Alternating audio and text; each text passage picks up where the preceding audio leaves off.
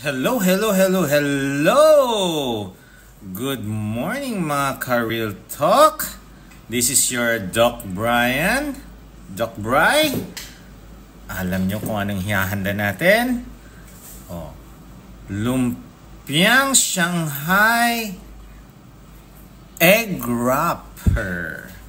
Ayan. Konting salt and pepper bago i-prito yung wrapper natin. Manipis lang, ha? So, prepare tayo ng kung ilan ang gusto yung kakainin na wrapper. Tapos, ginisa natin yung mga meat, yung giniling with chinsay at saka konting carrot. Okay? Ayan. Very good. Nako, nagugutom na ako sa itsura pa lang. Eto na.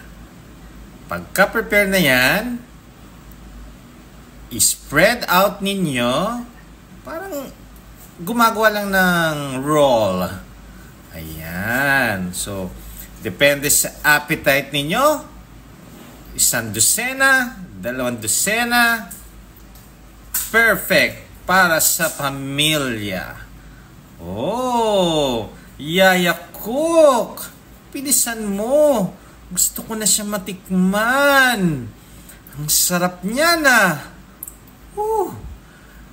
Imagine, pang meal nyo, pwede rin pang merienda. Iyan. O yan, gagawa pa si Yaya Cook ng ilang Shanghai egg roll wrap. Ayan na. Low carb Shanghai. Sa live namin, pinakita namin, tinikman. Ayun. Kasama si Kuya Gibo. Ano ang ginamit na wrapper, Doc Brian? Pinakita namin ang finished product. At ngayon, tinikman namin yan. No? Ang sarap, mas malasa siya, mas masarap nguyain compared sa ordinary na Shanghai, yung wrapper na ginagamit natin. Matigas po kasi yun. So eto, malambot. Wow! Pang matanda, pang bata. Perfect sa ating mga low carbers. Yung wrapper niya, kita nyo naman ang mga reaction ng aming mga mukha.